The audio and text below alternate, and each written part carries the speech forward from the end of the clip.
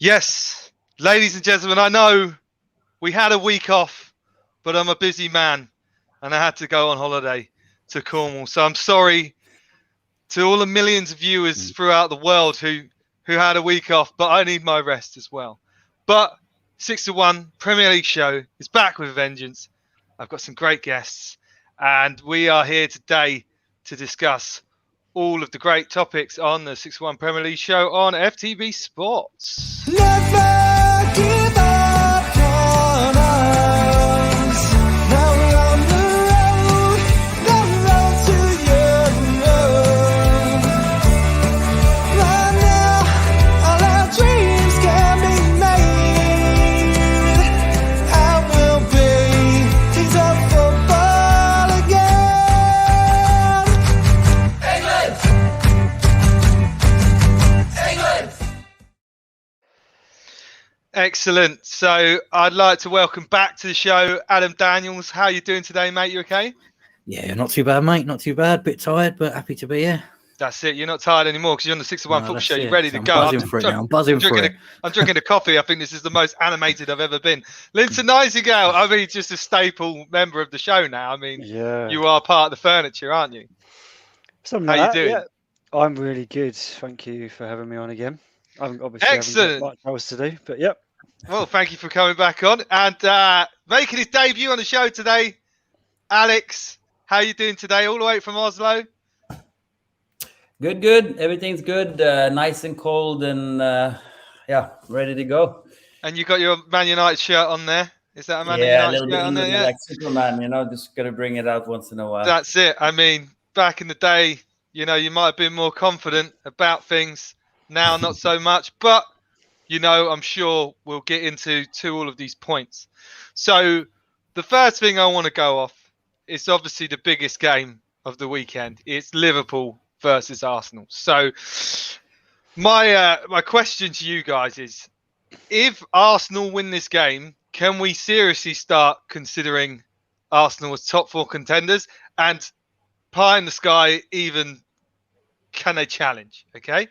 And, what do you think the score is going to be? And do we have a hope in hell? This is probably our first big test of the season since we got spanked 5-0 by City. So, Adam, being an Arsenal fan, I'm going to start with you, mate. What are you thinking about the game on Saturday? It's a big one. It's a hard one to call, isn't it? Just knowing the way Arsenal have been in recent times. We've seen, like, over the last few seasons, we've played Liverpool a couple of times that we've played really well. I think in our last 10 games, I think we've got like 3 wins, so we can beat them. Will we beat them is a completely different question. It's just a really difficult one to call. Like what I want to see more than anything is I want to see us go out and continue to play the way that we've been playing, not to be making stupid mistakes at the back, to just keep that solidarity between Ramsdale and the defence, to be creating chances. And I just don't want us to give it to them like we have so many times in the big clashes. 20 minutes in and we've already shipped 2 or 3 goals. I just want us to put on a good showing, and I think we can beat any team on their day. Like I always say, I'm biased, you know what I mean. But I think we're good enough football wise if we put up performance. Seeing what West Ham did last week as well, I think we can beat them. But then it's Liverpool and they're good, Do you think it's a good time to play them, considering obviously they played Brighton and they looked to be cruising in that one, then they shifted 2 goals and got a draw, and Brighton could have won that. And then obviously West Ham, it was at West Ham, but they look quite susceptible from corners. So maybe it could be a good time to play them, or is it the opposite and they're going to be out for blood and we're just going to get absolutely smashed? It's a difficult one because it can go either of those ways, like we've just had an international break. We've gone into the break in really good form. So we're obviously going to want to continue that. Liverpool, I don't think they've necessarily played badly in the games that they've, where they've dropped points, but they don't look like they did, against Watford or earlier on in the season. You know what I mean? So they definitely look culpable. As I say, will we go out and beat them? I think we can, but there's a lot of other factors that you kind of have to take into account in a game. There's going to be, it's at Anfield, going to be massive pressure like that. what the ref's going to be like, what decision, how are the early decisions going to go, what is the pace of the game going to be like. I think we can beat them, but I'm positive. I love Arsenal. I want us to go out and do well. But, I've felt like that before, and we've been on the end of a 5-0 spanking. Do you know what I mean? So it's a really difficult one to call. But I think it's a good time to play the them. optimism, but yeah, I think you're going to get. I think, I don't know, maybe Alex will agree. I think if Liverpool are at it, I think they'll comfortably beat you. I think at Anfield, they're a different gravy. They're a very, very good team. I think they've had West Ham. I thought West Ham absolutely brilliant. To be fair, it pains me to say, but I just think they're too strong for you, and they're going to bounce back after the West Ham result, and I think it'll be 3-4-0 comfortable. You don't even think, though, with our defensive record this season, we have kept the most we said clean that sheets. as soon as you played a decent team like City, you just got absolutely spanked. And to be fair, though, we didn't have our back five defence then. So, it will be a good test for them. I think it will be a good test. Salah, Mane. As soon as you played a good team, then you come unstuck. This is a litmus test for you guys, though, isn't it? Mane's out, by the way. Oh, is he? Mane's out. Robertson's out. Henderson's out. They've got quite a lot of players out. Well, there's a few They have there, a but really I'm strong pretty 11. sure we're fine. All right, Alex, what do you think coming from a Man United point of view? What you obviously got spanked by them at home, and that was pretty tough to take, I'm sure. Yeah, that was the worst game I've watched for I can't even remember how long, but probably the last time was in London when I lived there, and it was the Champions League game at Wembley. I mean, that was as bad as that felt. But I don't think Liverpool is what they were 2 years ago. They finished third place last year, and they stumbled over the line and managed to do well at the end. But I think Arsenal's onto something at the moment. So there's a lot of good energy. There's a lot of quality up front, and the problem is they're all young, and all the players they have the ability. It's just, will they deliver on the day, and will everything work for them? And on top of that, will they be able to stop Liverpool attacking as well? Because it's like you said, it's when they start going, it's, you expect them to do 4-5-0. But I think those days are a little bit over, where you had those 4-5-0 every single game. City and Liverpool were the two best teams in Europe, and yes, they're amongst the best now, but they're not the best, I would say. And I think Arsenal can easily, not easily, if they have their day, they can win that too. But of course, I just think that Arsenal just got to hope that Liverpool have an off day. If Liverpool are at it, I think. But that is right. This is not a thing against Arsenal. I'm just saying, if Liverpool are on it, they'll beat 15 or 16 other teams in the league, unless whether it's if they have an off. The only way I can see us beating them would be for them to have an off day, and I think maybe the only teams it probably include other than that would be City and Chelsea. I just think that they're just a cut above everybody else. I think with Liverpool, it's how you approach the game, isn't it, as well? And I think that's what we'll see. One player last year they lost, and then everything fell apart. It was key. The year before, they were the best team on the planet. So I mean, if they don't, if they're missing Mane, if they're missing Robertson, like they're so dependent on that starting 11 all playing at the same time, and every one of them working at the same time. They're not like City, who has a squad, who has yes, they have a good, decent squad players as well, but they don't have that depth in, like, whoever you put in is going to do exactly the same job. And maybe. And I think they can be culpable as well. That's I think it's how you approach the Liverpool game. If you look at the teams that have beaten them, I think I mentioned before when I was on, the Villa game, I think last season, when Villa absolutely hammered them, and it was literally just score. Liverpool are going to score. They're going to create chances. So don't sit back and don't do it. Just go out, be adventurous, play those balls, and try and score more than them. That's the only way to beat them, I think. I mean, I might be a bit Norwegian patriotic at the moment, but you need to play Ødegaard. And it's the reason is because this guy is going to run. He runs more than everybody else. So this guy runs 13-14 kilometers a game, and when he starts doing his high press, he's actually very good at leading the press and getting everybody to start being a bit of a wolf pack.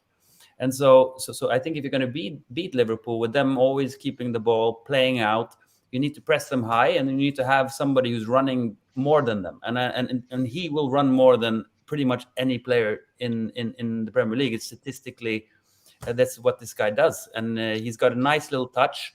But the second they break and they keep the ball and they start actually gaining some confidence, I think they can win. But I agree with you. I mean, most likely I would put my money on Liverpool, because I mean the way they've started the season is a little bit, again, a bit shocking, because it looks like they're back to as good as they were. But again, they're also dependent on that really, really solid, perfect chemistry starting 11, all playing really well together. And I think if you take away one or two of the players in that team, that they're not even close to as strong as they are at the max. But they have almost the perfect starting 11 in terms of how they function together, and not individually they're all the best, but as a collective they really are when they get going. So well, I think as Solo said, hopefully Liverpool will lose more players. I'm hoping that as well, Solo. And Solo also says Arsenal to win 2-1. Thank you, Solo. I think that's I speak to Solo a lot, and that's the first time I think he's predicted an Arsenal win. So maybe there is something. I will give you some stats though, and they're not very good. They've lost like one. The last win was in. Can anyone tell me the year of the last time we won at Anfield? 2014. 2012 was the last time we won there. Yeah, can anyone guess how many goals we have conceded since then? It's got to be like close to 30, isn't it? Like 10 years, got to be about 30, yeah. 33. Yeah. 33. Shah, how you doing, mate? Evening, gents. Thank you for tuning in. Shah says 96, close, but it was 33. I mean, I'm going to give you my opinion because I'm an Arsenal fan. I think we can get a draw, and I think if we come away with a draw, it will be a great result. But I don't think Ødegaard will start, Alex. I think Partey's going to be fit. Yeah, well, we can bring him on in the second half, but Partey will be fit, so he'll bring Partey back in, and who knows, maybe he could rest the Congo who's gone off on international duty. But I think Lacazette's looked pretty solid as well, though, isn't he? In that number 10 role in the last few games, Lacazette's played like a really solid role for us. That's just quite calm in holding the ball up. His work rate's been really good, and he's got a strength about him that I just don't think I don't think Ødegaard's got that strength about him yet. I think he will, with more games. He will. Obviously, he's a lot younger and they're different sorts of players, and I think... How old is Ødegaard again? He's like 22, yeah. Well, let me give you a little funny statistic, because it's, when Ødegaard basically started playing, when he played for Real Sociedad that season, before he joined Arsenal midway, after coming back to Real, he was the player in the La Liga who had the most tackles in the opposition second half, and he was also the player with the most kilometers per player. Like, I mean, he runs like a. So it depends on how you're going to play against them. I mean, you need muscle sometimes, yes, but actually sometimes you need somebody to just be really, really just all over the place. Yeah, no, I really like that about Ødegaard, that I see him leading the press in that way, that you see him telling other players to do it. But I think that's definitely been like a factor that has changed for us over, say, the last 10 games. That you've seen Aubameyang and Lacazette, when they've played, doing that more, actually closing the ball down. And I've always said this, watching Arsenal, we close the ball down up the other end of the pitch. We've had like wins against Chelsea, and I might be going back a few years and stuff, where we've gone to teams, Man United, when we did them 3-0 in the first half. We've done that, it's literally when we've just attacked, and because we've always been a bit culpable defense wise. I even look at old Invincible videos, and it's like we're shipping like I'm living in the past. I know, but I watched like the other day, when we beat Tottenham 5-4, and it's like that's Ljungberg, Henry, Vieira, all those guys conceding 4 against Tottenham, but scoring more. And like I think that's just what we have to accept, that You've just got to. It's an Arsenal thing. You've just got to score more, and that's how we always have been successful. Is just playing that way. We're scoring more than the other team. I think. Well, yeah, that's it's how a cliche, football and it's works. but you know, in the way that you set up to do it. Scored more than the other team. No, but you know, in the way that you set up to do it, if you're gonna sit back and you're gonna go, well, we're just gonna be damage control, try and nick one on the counter attack. That's not going to work for you against Liverpool. When you look at West Ham, when you look at the Villa game that I mentioned from last season, they didn't do that because Liverpool are going to score. With Liverpool, it's really hard to play against. Well, let's have it then. Let's have it. Linton, what do you think the score's going to be? And on Saturday, 4-1. 4-1 to Liverpool. Wow. Okay. Alex, what are you thinking? I think Liverpool's going to win. I don't think they're going to roll over Arsenal, but I think they're going to win by a goal. But is it going to be? Depends on the play. Like, are they going to attack each other like crazy, or are they going to sit back? Right. So, I mean, one goal I think they're going to win by, but say 2-1 to Liverpool. 2-1 to Liverpool. I thought you were going to go Arsenal, mate. Okay. Yeah. I mean, that's what I'm hoping for, but I'm just being pessimistic. Nothing's going our way these days, so it's. Okay, Adam, what are you thinking? It's so hard to call, mate. It's so hard to call. I'm the most superstitious person in the world as well, so I don't like to jinx things. But I think it'll be a high-scoring game because it generally always is. I could see a draw. My instinct says that we'll probably end up losing like 4-3, maybe even 5-3. But I think we've got goals in us. It's just a case of how many goals we don't concede. I think we've definitely got goals in us. And I think if we go out playing the way we have. But yeah, my instinct would be either a 2-2 draw or a 4-3 loss, which I'm not happy about. But that's my instinct. I want to be proved wrong, but I don't want to jinx it, Okay, well, I'm going to jinx it. I'm going to say 1-0 to the Arsenal. Why not? I mean, why not? You've got to beat him at some time. Yeah. Solo in other comments saying to Shah, 2 United fans want Arsenal to win. What is the world coming to? It's against Liverpool, though, to be fair, isn't it? It's like. Shah, I want every team to beat Liverpool, or Liverpool, as he's put there. Brilliant. Okay. Norwegian fan here as well. So it's when Ødegaard puts on the shirt, all of Norway is going for Arsenal. I mean, except those half of those Liverpool fans that Alex, do you have a friend on the chat today? Do you have a friend viewing? Yeah. No, is Lukey boy watching? It says DB. It sounds like he knows you. All right. Do you want me to read his comment? Do you have a friend called DB?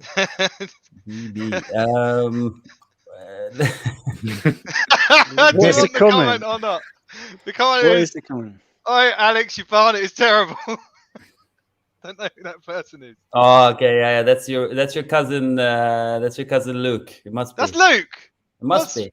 What's with the DB? All right, or maybe it's somebody else. My Barnett's pretty bad as well, to be fair. Yeah, no, I literally just had a haircut today, so thank you. Yeah, I think it's quite good. I'm assuming there's a few more. There's a few more comments, but I'm not going to read them out because we only do positive comments. We've got the best hair out of all of us. I've just been doing some decorating hairs all over. There we go. And now we're on to talking about hair. Wow. Okay, on to the next subject. It's called Sack Them Off. This season, there's been more managers sacked than in the whole of last season. I'm going to work our way around just on this topic so far. Alex, why do you think there's been so many sackings this season as maybe there wasn't last season? It's expectations.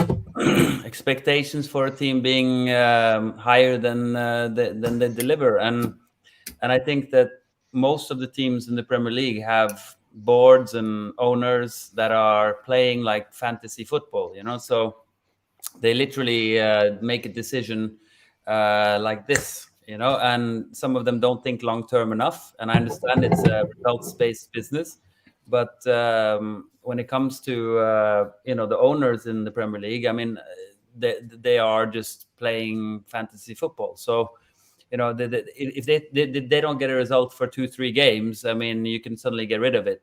Get rid of very, very influenced by the media as well. If the media doesn't believe that one manager is going to do the job, then suddenly they decide to get rid of them too. So I think it's a little bit sad that it's become like that. But the power of the media, and I guess it's just the way it works these days. It's you might have said, I mean, you should get rid of Arteta after a couple of games, right? But would that have been a good idea right now, considering he's bounced back, right? So, you have to look at like football from a bit bigger perspective, and not just look at one result, two results, because it's you will lose games. Every single game in the Premier League is a difficult game. Every team can beat you. So it's not like every other league where this team's going to beat this team, this team's going to beat this team. Every team can beat you, and unless you actually are at your best, even Liverpool,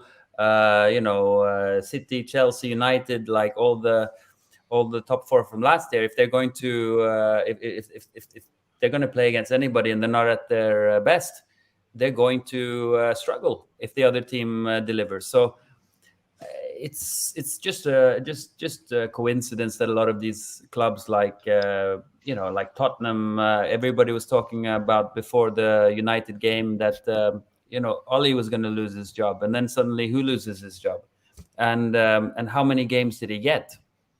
So it's a little bit erratic to some extent. There's no real logical answer for it sometimes, because at the end of the day, like, it's not going to change that much if you necessarily like change the entire setup. It's like you think the players are going to be motivated for a few more games after you change the manager, and yes, they do, but it doesn't necessarily change the entire picture. So the culture bounce back. So Linton, obviously being one of those clubs that did sack their manager, do you agree in that? Do you think that that's the best way to go? For us, the Nuno experiment didn't work, and I thought it was the right decision. Like, it just completely, I don't know. I think, like I said, the jury was out initially anyway, but he got to the point where there was no turning back, and we were going to get rid of him. But I think that also the sackings this season, I think you have to look at Steve Bruce coming back. I think that was a knock-on from last year. He had to perform, and he didn't. And then again with Dean Smith at Villa, that was also from the back end of last season. You can look at it like that. So who else have we lost? I think the Watford one. Watford are just a crazy club. They're just, there was I can't remember what the stat was. Like their last, I don't know, something about their away wins or something. Their last 4 away wins in the Premier League with 4 different managers or something stupid. Like, they just seem to go through managers. And that's possibly. To be fair, Linton, we're going to go. Possibly the only one I would say that I might not agree with. I think the rest have probably got some, are probably justifiable. And I think are we going to be talking about other stuff? We're going to go into them.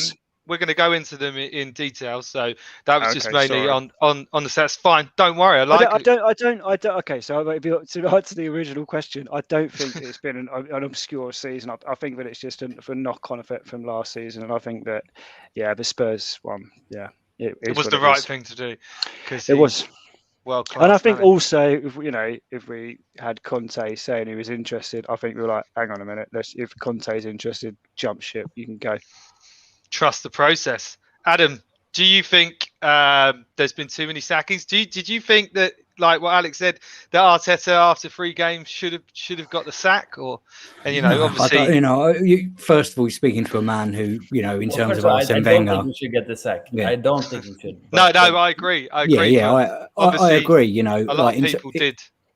In terms of Arsene Wenger, he was the most stable male figure in my life for 20 years. Do you know what I mean? So the idea that you would get rid of someone after, like Nuno, for example, he was He'd won the league after 3 games in August. He got manager of the month. Do you know what I mean? And then all of a sudden, it's like it's so quick, and I just don't see how you can really be expected to do it without a certain number of windows. I think now the way that the transfer thing works, you have to allow managers, if you're going to bring a manager in, when the squad is, it's different if you're bringing a manager into Man City or something. You've already got a brilliant squad, but they're, even when they do, they're going to bring in loads more players, because they've got the money and they've got the means to do it. I think it's probably a knock on from last year, and in the fact that the insecurity of the pandemic and all of those things, people were probably reluctant to rock the boat too much because half the club sacked all their staff as well, so they're probably like, we're going to sack our manager. It's a difficult time to kind of look at like rebuilding in the conventional sense. But yeah, I think for me, it's crazy. It's crazy that you can go in and you need an instant impact. And when you're going in without a transfer window, without anything in place, and to be able to make an instant impact, you can only do it to a certain extent, especially in the way that the game's balanced, the different squads that teams have got, the different financial means that teams have got. I personally think that, they should be getting longer. But there's a lot more player power now as well, isn't there? I think that there used to be I think, players are brands in their own right. They've got a lot of solidarity. They're probably, other workforces could probably learn a lot from, player, you see Chelsea getting managers sacked, I think probably with Tottenham, I wouldn't be surprised if there's, an element of that where the players just weren't on board. And obviously it's harder to keep, the 30 guys happy than it is to keep. I do think as well, though, with social media and radio phone-ins, like people calling for the heads of managers so quickly as soon as things go wrong, it's like, calm down, it's like, and then change their mind just a week after, and they're like, I don't know, it's just snap shotgun decisions. And I think that, I don't know, because there's this, there's more, it's you hear more people moaning about it. They just all jump on board, and I think that voice gathers more noise. And yeah, so in that sense, maybe 10 years ago, it wasn't quite like this. But the one thing I don't want the Premier League to turn into is bloody Serie A, when half the season goes and half the managers are bloody different clubs again. It's insane. So, well, that's I don't know. leading on. I hope this isn't the way things could go, but I don't know. Like I say, some of it was knock on from last season. But sorry. Well, leading on to that's a very good point, though, isn't it? Because now we're going to look at Daniel Farke out, Dean Smith in, right? So Adam, Dean wrong. Did I? Yeah, it's the David Dean. He's just doing it. Yeah, he's so Arsenal obsessed. He's so Arsenal. He can't spell Dean any other way, mate. I did it. I did it in a rush. I did it in a bit of a rush. So I wasn't prepared as much as I was today. I didn't check my spelling. But thank you, Linton. I appreciate that. It's all right. Adam, start with you. Did you see that kind of merry-go-round kind of domino effect happening with those two managers? Oh yeah, I mean it's just a bit odd for me that you can get sacked from one club, but then club few places down, and I say a few places, they are rock bottom, but still it does seem weird that, what was it, like 8 days or something between Smith leaving Villa or getting sacked by Villa to then be manager of another club. And it's always difficult as well when they're clubs that have come up, because maybe I'm too loyal, or maybe it is just the Wenger thing, that I was just so used to him for a long time, and just seeing that solidarity was so good for a club, that I always think it's a little bit sort of low class But to that's the thing not with, even give a manager a season in the Premier League when he's come up, because it's unlikely that someone's going to take over at this point and miraculously save their season, because there's a lot of other teams that are a lot better and in a lot better situations and circumstances to do better than them. So you might as well just give him a crack, similar to when they just ship off all the players that they've come up with, just suddenly sell everyone, buy Darren Huckabee and then go down again. It's That's the thing with British. I think there's a different level. It's like you have the foreign managers, and then you have the British managers. And when it comes to the British ones, it's almost like they're second rate. I don't mean to in any disrespect, but it's like, but they're very, very highly regarded within the clubs that know there's no point in going for a foreign manager, because that's like a hit and miss. But if you know how the culture works, how the players think, how the the culture is essentially, then you have a big starting advantage. Very often you get these foreign managers coming into the Premier League and they have some crazy ideas, and of course there's a reason why they're there. I mean, they've done really good stuff somewhere else, and they have big names, and now you have any club in the Premier League is now a high profile job, actually. Like, just being able to manage in the Premier League is a high profile job. So then you have you look at what he did at Aston Villa. It's pretty impressive. I mean, the way they were playing was at least what you should be looking at, because sometimes it doesn't work. But I mean, you have to keep in mind who you're playing against. You're playing against the best teams in the world. Like, every single team it's not like playing in Ligue 1 or Bundesliga or La Liga or Serie A or whatever. It's like you're literally going to play against a team that's going to run more than you the next game. They're going to fight harder than you the next game, and every player is essentially top elite player.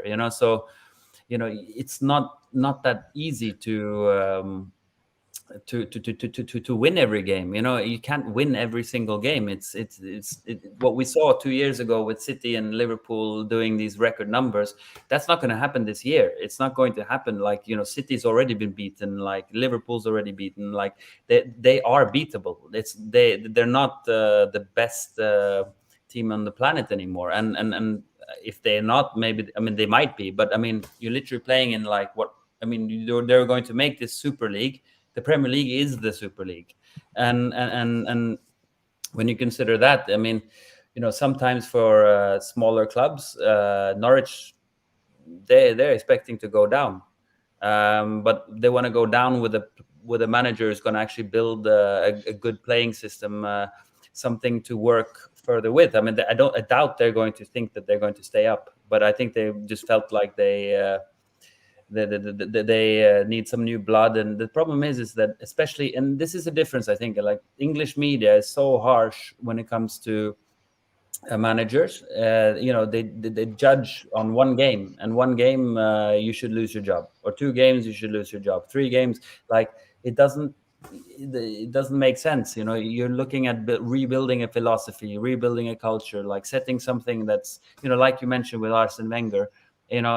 Arsenal fans were struggling for years to accept that they're not the best team anymore. But every single year he was delivering top 4. He was giving Champions League football, and that's different. Like, top 4 in the Premier League these days is it's like a trophy. It's a trophy. Some might say it's exactly like a trophy. Yeah, you would laugh at that statement 10 years ago. I never did. I never laughed at it because I knew it was true. I think a lot of people did. A lot of people did. Yeah, but you look at it now, and it's like, I mean, 10 tongue years in ago, cheek.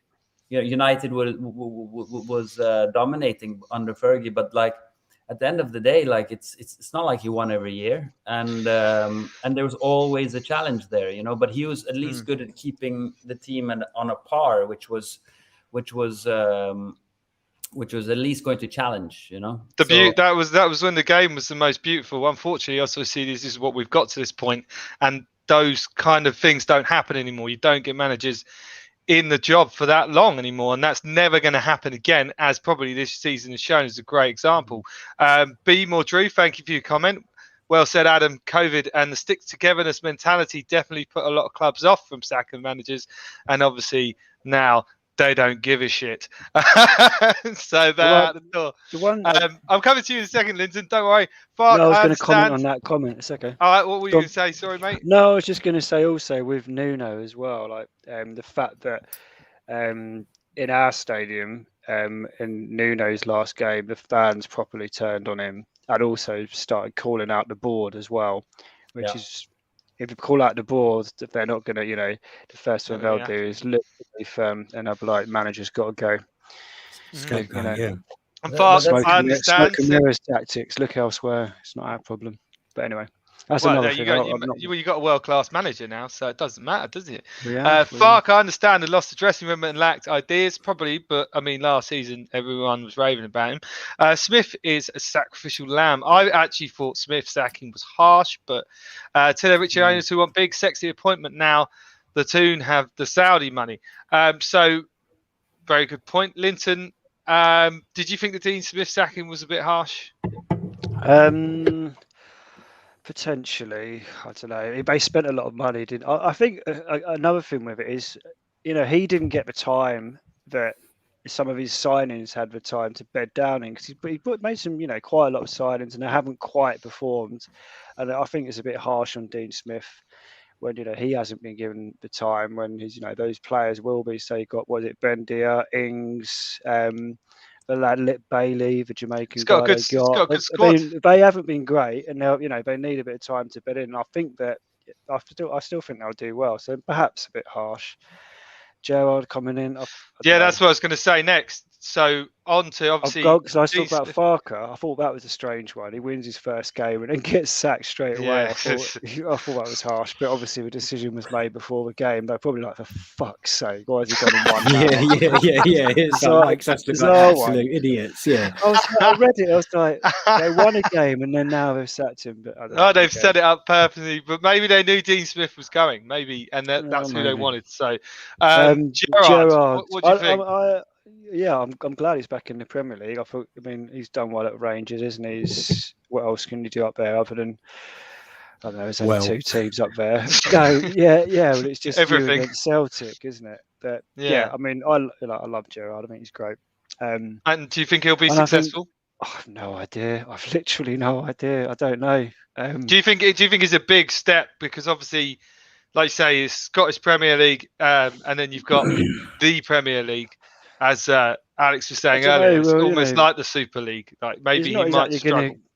I don't know. He's not exactly coming in blind, is he? He was playing in the Premier League for years, and it's the right level team as well. I think we've had in the past, say like Moyes going to Man United is always the one for me where players have signed to play under Ferguson. He says he's going, and then they've got Moyes coming in, and that's no disrespect to Moyes because he did a great job at Everton and he was a really good manager doing a great job now.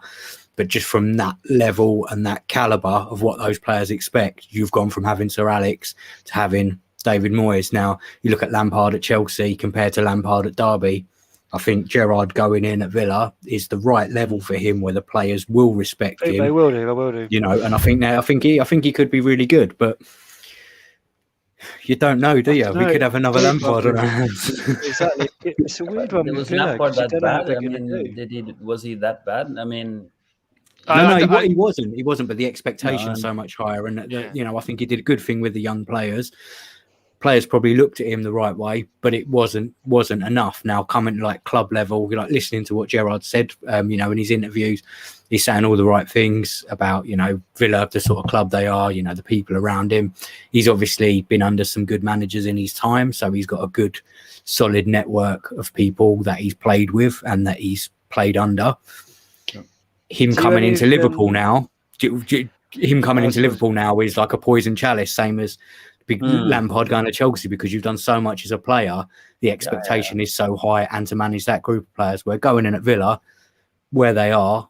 The only way is up, really, isn't it? You know what I mean? I was going to ask if it's that stepping goal to Liverpool, whether that, there's been talk about whether that's his move. He does well at Villa, and then that's the obvious one. Yeah, of course. It would, make sense that that's eventually what he would want, isn't it? You got to think that not to no disrespect to Villa, but you can't imagine Gerrard's going there thinking, I'm going to take Villa to the Champions League final and I'm going to do a 20-year job there. You've got to be thinking that most players that have that affiliation with a club, it's your dream to go back and manage them, surely. So with me, everyone's been talking about this week of it being a stepping stone to Liverpool. But what do Villa fans think of that? That's what I'd think. If that was me as a Spurs fan and, everyone's going, he's using our club as a stepping stone to Liverpool, I'd be like, fuck off. I'm not that bothered about who you are. That's not going to happen, is it? I don't know. Stepping stone to Watford. Well, obviously we're on the same level as Liverpool. Oh yeah. But as a Villa fan, Villa are a big club, and everyone's just saying, he's using us, them to go. onto Liverpool. You had Dean Smith, who was Villa through and through, and I'm like, I don't know. That's why. But I if he find it takes them all a up to bit the next level, and it is one of those, if you're a Villa fan, it's a difficult, but risk. it's I don't know. I don't but know it's how the Villa same as fans feel like, you know, about with that. players, you know, the amount of times that players came to Arsenal that were great players because they knew it was a stepping stone to Barcelona, because the amount of players that, you know, Barcelona signed, your Klebs, you know, all players like this. Song. Yeah, you know, that you know, if you go there, that Forget you he are went going to to get seen. Yeah, I know it's mental, isn't it? But Well, yeah, so it's like you have Paulinho to went to then, Barca from us, so there you go. Fuck Yeah, me. he was And then he useless. did well. yeah. He did all right at Barca as well. I But couldn't you can't believe it. begrudge that as a fan because of the nature of the Yeah. game. Obviously, you Yeah. want loyalty. But if Gerrard comes in, he wins things for him. He leaves them in a good position, develops those players, and moves to Liverpool. It's going to be really then, you interesting, know, isn't it? I think it's going to be very interesting to see how it pans out. I think everybody's like, Gerard's such a big name, and I think everybody's looking on, just like, how's this going to turn out? So yeah, I think it's great for the league. What do you well. think? What do you think, Alex? I What do think you think of Gerrard is Gerrard? going to do well. I think he's of his generation, and it's a golden generation for England. That they didn't do anything for England, but I mean, from his generation, he's the most inspirational player that played in the Premier League for a decade at least. And I mean, as an individual, he didn't win the Premier League. I mean, he's won the Champions League. And when they won that Champions League, it was himself alone who picked them up by the neck, and literally did it, right? So at one point in time, you know, England, I mean, you guys are, you know, blessed with, from that generation, you have Lampard, Scholes, and Gerrard, and the debate is always like, who's the best amongst them all, right? And there's Beckham. I'll tell you, Beckham.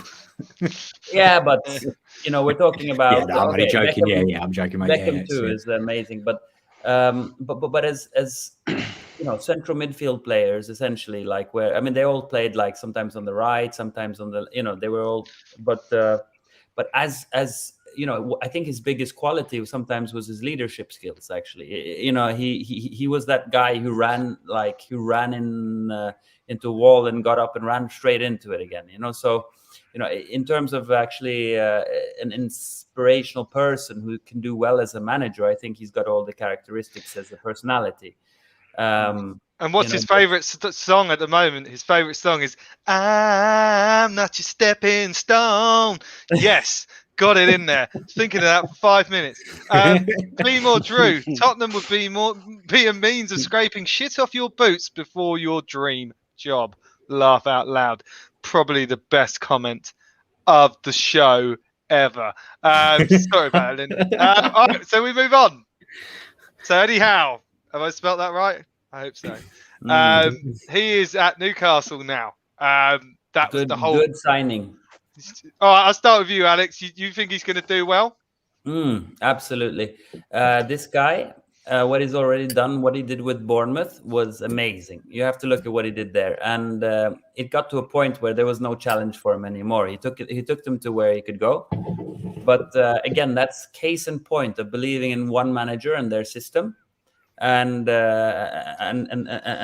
going all in on it. And I think the good thing is that they haven't gone for you know, one of the biggest names in world football kind of thing, and then that person doesn't deliver, and they start getting rid of them. Because what was going to happen with Newcastle now that they're the richest club in the world, essentially? What were they going to be like? And maybe you should sing the song here, Alex. Though I think the song is coming up again. You know, because surely if Gerrard's a stepping stone, Eddie Howe has got to be a stepping stone to a big manager. No, they could have bought a big manager. Look, you can buy a big name. I mean, they've had Rafael Benitez. He's a big name. He was a Real Madrid manager. You know what I mean? It's not like it wasn't too long ago. And you don't think they're getting him in to kind of set the club up for someone big to take over? No, I don't think that they're thinking that. I think they can literally buy whoever they want. I think they can do whatever they want. But I think what they're doing is they're thinking about it and going, okay, how do we do this in the right way? And that's why they signed him. And I think how long it will last is the true litmus test, the most impressive English manager right now, easily. I think he's a great. We got to move on, guys. So we've got to be a bit quicker because we're running out of time. No so Adam, what were you going to say? I was going to say, I think he's a very articulate guy. He seems like he's the right person, and he's the sort of manager that you would want to bring in when you're starting a new project. Whether he gets the time, you got to remember when Bournemouth were going into administration when he took over. They were at the lowest point. They were their lowest position in the Football League when he took over, and he got them to the Premier League. So that in itself is an amazing achievement. He had a project there. They didn't have any other real means, and he did that. At Newcastle, again, the same thing with the rotating door. Is he going to get a chance if he plays 5-6 games and they lose every game? Is it going to be, I'll get rid of him and then we bring in the big manager? It's all well, it's good that they've started off on that foot with a manager like him. Whether they maintain that, and with this money now, that remains to be seen. Linton. Oh, by the way, sorry, Stephen Kelly the first says, nice studio, Adam. Linton, what do you think, Eddie Howe? Do you think it'll be a success? I think it all depends. Newcastle are terrible at the moment, and if they didn't have this money coming in, there'd be my certainty to go down. So I think it's all down to how the January transfer window goes. If they get to February, March time and they're not picking up results, they've got a tough run into Christmas as well. I don't know if it will last. I don't know if it's a bad move for him. Is it a stepping stone? Do you want to sing it? I don't know. I just think that I'm not your stepping stone. There it is. I think it's going to be. I think it's a dangerous one. Should be the England manager. Could be another poison I chalice. Like him. I mean, in the summer, I was calling him as a potential. Given how many names were mentioned with Tottenham, I was so surprised that he wasn't actually one that we went for. We seem to be going for every other manager who wasn't in a job, or whoever. Anyway, I think he's got standards. I heard he's got standards. Do you think Newcastle are happy? Newcastle fans are like, yes, Eddie Howe's here. He's the Messiah. It is a good appointment, but I think that it is all down to his January transfer window, and I really hope for a lot. Well, I don't know. They'll pay over the odds. He's got Wilson up top, but we'll see. He's going to smash in the goals. Didn't him and Wilson didn't see eye to eye towards the end of the Bournemouth days? Who knows? That I don't know, but anyway, he knows how to pick great players, and he manages to get. Look, he took Joshua King. And he made him into, really an average footballer, Premier League player, right? And he's average now. I was never expecting that, to be honest. And he made him into a good player. So he sees things in players, and he knows and he believes in those players. So he'll get the best out of. I think his man management is probably up there. It's a good appointment. Yeah. I think Drew says Newcastle need more Amiobi siblings. Amiobi was a great player in their youth team to stand a chance. He was a great player, Amiobi. I think that, I just hope I would love Newcastle to go down, to be fair. Always like to go against them. Yeah, with it just to see as a social experiment to see. I think with Howe, I think he's the I think he's the right appointment for the fans as well. England if they get rid of him. I think he's the sort of appointment with like the money coming in and that, and obviously like the support base and what Newcastle's fan base is like, that he's just for the fans to say we are going to do this the right way. Whether that works out or not, who knows? So Newcastle have got Brentford. What are we thinking, boys? First win for Eddie Howe? Is it St James's or? Right, Adam. What do you think the Newcastle versus Brentford score is going to be? Quick fire. Boom. 2-1 Brentford. Linton? Where is it? It's at Newcastle. 1-1. 1-1. Alex, quick fire. They're going to win. Newcastle's winning the first game 3-0. 3-0. Look at that. Okay. Aston Villa Brighton is at Villa. Adam, quick fire. What do you think the score's going to be? I reckon 2-0. 2-0 Villa. 2-0 Gerrard Villa. bounce. Linton? Bloody hell, yeah, Gerrard's there, isn't he? That's why I'm bringing them in, because we've just discussed those managers. Quick Thinking. fire, Linton. You can't have 2-1 Brighton. 2-1 Brighton. Alex. Yeah. Good Gerrard's gonna win. He's going to score. It's going to be 3-1. 3-1. There you go. So we're all pretty much going for the new managers there. Got another comment here. Let's see what that says. So he says, ha ha, Newcastle. There we go. He obviously doesn't think Eddie Howe's very good. So, last topic. This is my favourite one when we talk about a position on the pitch and then we look at some great players in those positions. Okay, so let's talk. Is there going to be some midfielders. Arsenal players in here? For fuck's There's sake? always an Arsenal player in there. That is why I like it, because I like to see what your appeal is. So me and my cousin had an interesting talk about Declan Rice and whether he's worth 100 million. We'll start with you, Adam. How good is Declan Rice? Is he worth 100 million? And is he? I think he's the best central midfielder in the league at the moment. What do you think? He's one of the best. I have a real issue with like the valuation of players in general. So it's hard for me to say that one player is worth 100 million when another player, will go for a tenth of that. Yeah, and that is a massive. Tax. Yeah, no, English 100%, massive factor in it.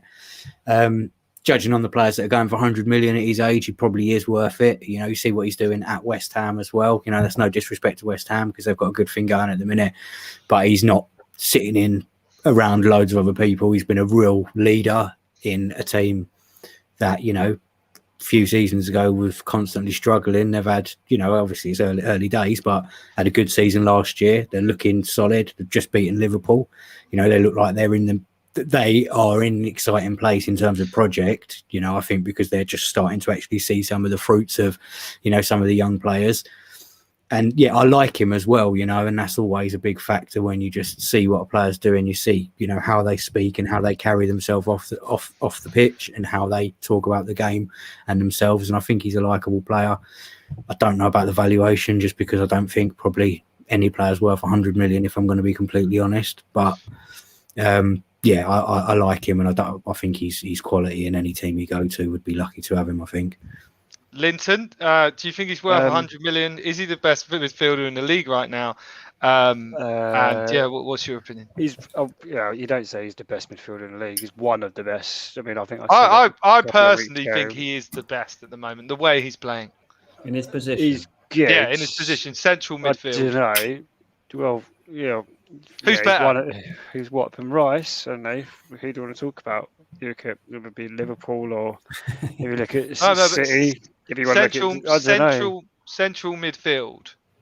Central. Kante. Defensive. Don't give me Kante. You joking? Okay, is Kante worth? If I could have one of the two, I'd have Kante. Yeah, 100%. No, look at what that guy has won over the last. It's gold dust, isn't he? He is gold dust. Insane, mate. Right now, Rice is head and tails above Kante. Oh, you're mad. I think he's brilliant. Then Rice is 100 million. That's for Rice. sure. And is Rice better than Kante, Alex? It's different. You can't compare. Like, look, the one thing about Rice, he's 10 years younger, so you have to consider his age. And for his age, he's by far the best in his position, like easily. I think as a player,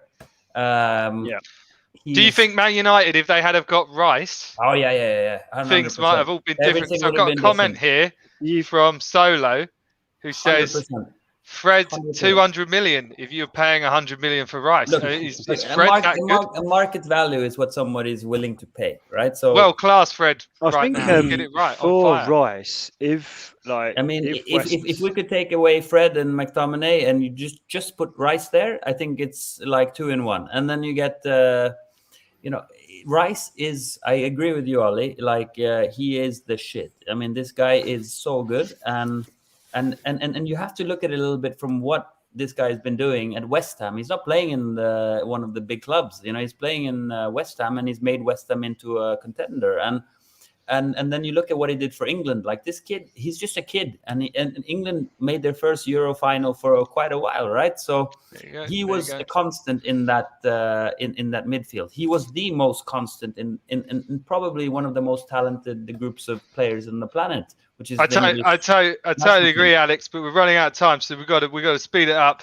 Declan Rice was a basement scrapper for 2 years, exposing his centre backs for 2 relegation-threatened years. Souček arrives and suddenly I think also with Rice, we don't want to get ahead of ourselves. He needs to have 2-3 seasons at this level before you start chatting about him.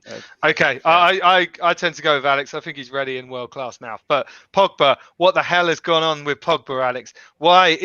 Can they not get the best out of him from being he was the best player in the world at one point. I mean, and when he puts on that France shirt, he's Superman. But now he's just not having it. Look, it's expectations, right? So expectations are so high that you expect this guy to dance on like walk on water, right? But he's human and he's lazy as well, and he's human and he's lazy.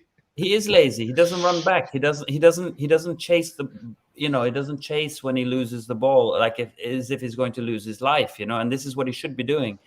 And talent-wise, he is, yes. I mean, there's no player on the planet that's probably more gifted than this guy, but he's one of those players that hasn't reached his potential. And that's it. That's my opinion on Pogba. I just how I feel about Pogba is he's obviously talented, but when I see the way he plays football and what he's capable of, he reminds me of, do you know when you're playing a Sunday league team and there's one player that's better than everyone else, and just the way he stands up and he wants to play that game, and it's like, you're doing this for you, you're not doing it for the team, you're doing it so you can be that player.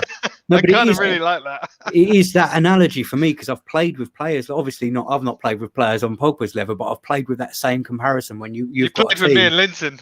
Yeah, yeah. Well, no, you know, but like, and they are better. Everyone can see that there's that one player on the team that is better than everyone else, but they use that to be, oh, look at me, I'm better than everyone else, rather than just other players like Lammy, who we've played with, who is better than everyone else. But it translates and it translates into the team playing better. That's it. Yeah. I mean, Linton, what's your? The guy's got more talent than Gerrard, but Gerrard had a drive. The work rate, the work ethic, completely different, and that's the difference with me. Like with Gerrard and Beckham, I think like Beckham was brilliant, and I think he is one of the most naturally talented players that we've ever produced as a country. Gerrard was as good as him, but it's like Gerrard had to work and continue to work all that time to be that good, whereas other players, if you are really naturally talented, sometimes you forget that you have to work as much because you're that talented. He could bully anybody he wants. He's got technique like a maestro. It's like the guy's got every single thing that you need. Like it's the guy's got every single box ticked. Everything is ticked. But do you see it every game? The mentality. It's the mentality. I think with Pogba, I mean, he's brilliant, but it's always one amazing game and you'll change your mind, and then it'll be 8 games and he's just just not at it, and then then 5 months will go by and he'll have another amazing game and go, there's fucking Pogba, here he goes. Now he's going to be at it. And Fred put him on the bench. It's because the guy can't be bothered to run. And this is it. You play that much money for the player and he can't be bothered to run. Well, there you go. Pogba is the type of player who takes his ball back at half time. But he's a strop. I love Pogba too. Don't get me wrong. I just think that he's been misused as well to some extent. He had the worst. I think if you put him in the Arsenal team, he'd be world class in the Arsenal team. All right, 2 more midfielders to go, and we haven't got much time. The best young English player, in my opinion, in midfield since Paul Scholes. I thought you said Emil Smith Rowe. No, young midfielder. He's only 20. So, is he 21? Anyway, what do you think of Emil Smith Rowe, Linton? He's brilliant. It's a shame he plays for you lot. And do you think? I mean, I think he's got shades of Scholes. Do you think he's got shades of Scholes? Calm down. Calm down. I think he's brilliant. What annoys me is the commentators always call him the Croydon De Bruyne, and it's like no one calls him that except the commentators. Do you know what I mean? He is 21 years old. Sorry, I do apologise. I don't know. There's something. I watch him obviously every week. I see a bit of Scholes in him. I see Rooney more than he's tough. He's dribbling, yeah. He's a tank kind of guy, and this guy thinks he's naturally. I was going to say is your guy over what's his name? The guy who's on loan from Chelsea, who made his debut yesterday as well. Gallagher. I think he's just as good. I think he's a hell of a player. when I saw him when he played against us for West Brom last season, I was like, I didn't really know much about him, and he plays like, who the bloody hell is that? So he's He's absolutely decent. brilliant. So of He's course it's decent. another bloody Chelsea loanee, but yeah. Anyway, Adam, what do you think of Emil Smith Rowe really quickly before we Obviously, end? really like him. There's something weird about him. Like I don't think as a player he's like Harry Kane. But what it reminds me of is Harry Kane is like sometimes on the pitch. No. No. Like it's obviously he's a different player. But I mean, for how I see him. Is that like I he agree. doesn't always Adam. look pretty what he does. Do you know what I mean? And you look at him and you go, oh, is he like a real flair player? But then he just does something. It's like That's it Rooney always for you. feels unexpected. Yeah, That's Rooney for you too. He wasn't dribbling. He's better looking than Wayne Rooney, though. No, of course. I mean, Rooney is the best English player probably ever. I think, in my opinion. Like, but Jack Wilshere, best English player ever. yeah. Okay, guys. Well, listen, we're nearly out of time. Thank you so much for coming on. It's been a really fun show. I've done a lot of laughing. We were going to go on to Grealish next, but he's not as good as Emil Smith Rowe, is he? He's really? not in the picture at the minute. No, is he's not. I mean, there's a few more comments. I think we should end. Put your comments in here. Smith Rowe, a pure original, amazing, but hail and unique. There we go. Harry Kane had a better dribbling than Smith Rowe, obviously. He's got a slimmer tongue than Kane. There are some great. One thing English fans don't realize once in a while is that these guys are only kids and they're playing in the Premier League, right? So it's like you have to give them 2 seconds of time to actually like get better. And Grealish he's a superstar these days. I mean, he is that good. But the thing is, England has so many other players that are just that good. Look at Mason Mount. Look at, Smith Rowe's better than him, definitely. But I don't know about Grealish. I like him better. But like, Mason Mount is also crazy, So yeah, no, he's good. We've got Foden. so many good. Actually, sorry. Foden. That's also Foden's decent. Special. I think one thing to be said is that we are going to win the World Cup because we have got so many great midfielders. You guys are going to win the Euros, and then you guys were in the final, and then suddenly. No, but we will win the World Cup because you're going to win the World Cup. We just need to attack a bit more with all those players we've got. England has the best squad, best team in the world, actually, on paper, player for player, everything, and the easiest qualifying group as well. So qualifying won't be a problem for England. It's just getting to the final. Done it, haven't they? Yeah. All right, guys. Well, thank you so much for coming on the show, Adam, Linton, and Alex. Hopefully, have you back again. Thank you, everyone, for all your comments. They were very, very entertaining. And everyone who's tuned in today, thank you so much. Big up to FTB Sports and everyone on all of our channels. Please smash a like on this video, and please subscribe as well. There it goes. Subscribe to FTV Sports, and we will be back next week with another 6 of 1 football show. Thank you very much, and good night. Anything else to say, lads, before we go? Up the Spurs, that'll do. Oh God, you have to.